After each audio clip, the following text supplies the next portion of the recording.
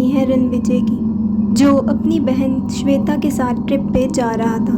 वो लोग एक बहुत खूबसूरत पार्क में जाते हैं। रणविजय को पार्क में अपने कुछ पुराने दोस्त मिल जाते हैं, जिस वजह से श्वेता बहुत ज़्यादा बोर हो जाती है और अकेले ही पार्क में इधर उधर घूमना शुरू कर देती है।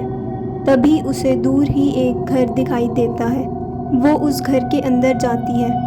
इतने खंडर भरे घर में तो कोई भी नहीं रहता होगा। श्वेता कांच की आवाज़ सुनकर उसके पीछे चलना शुरू कर देती है और शीशे के सामने खड़ी हो जाती है।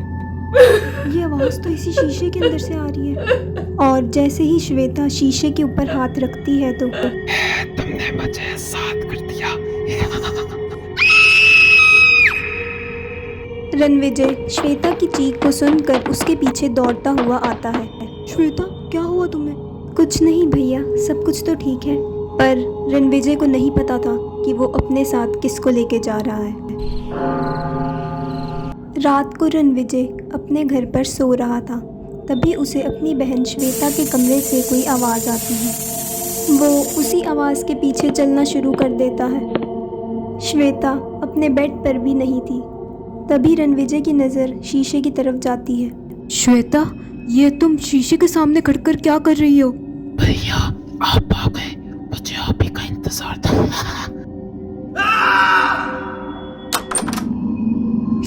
ये श्वेता को क्या हो गया? ये इतनी अजीब हरकतें क्यों कर रही है? दरवाजा खोलो, मैंने कहा दरवाजा खोलो, भैया दरवाजा खोलो। रणविजय ये सब देखकर बहुत ज़्यादा परेशान हो जाता है। ये मेरी बहन को क्या हो गया? जब से वो पार्क से वापस आई है तब से वो अजीब सी लग रही है। मुझे तो लगता है इस पार्क में जोन से वो घर में गई थी वहीं पे कोई प्रॉब्लम है। लगता है मुझे वहीं जाना होगा।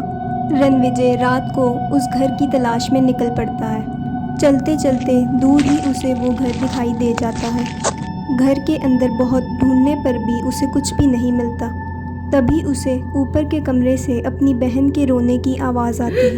ये क्या? ये आवाज़ शीशे से कैसे आ रही है? जब रणविजय उस शीशे को हाथ लगाता है तो वो उसी के अंदर चला जाता है। क्या? मैं शीशे के अंदर कैसे आ गया? ये कैसे हो सकता है? भैया भैया मुझे बचा लो, वो रूपाली सबको मार देगी। कौन मार देगी तुम्हें श्वेता? ये रूपाली कौन है? रूपाली जिसने हमें शीशे के अंदर कैद कर दी है। वो भाई बहनों को रक्षाबंधन के पिछले दिन मार देती है, क्योंकि उसके भाई ने उसको रक्षाबंधन के पिछले दिन ही मार दिया था इसी घर के अंदर प्रॉपर्टी की लालच के लिए। उसके भाई ने उसे इसी शीशे के सामने ही मारा था, इसलिए उसकी आत्मा तब से इस शीशे के अंदर ही कैद है। और वो भाई बहनों को ढूंढ के मार देती है और वो अब हमें भी मार देगी। उससे बचने का सिर्फ एक ही रास्ता है, मुझे आपको राखी बांधनी होगी, वो भी रक्षाबंधन के दिन पे। पर हम राखी कहाँ से लेके आएंगे? नहीं, मैंने आपके लिए राखी खरीद ली थी। घड़ी में 2 बज चुके थे और रक्षाबंधन का त्यौहार शुरू हो चुका था।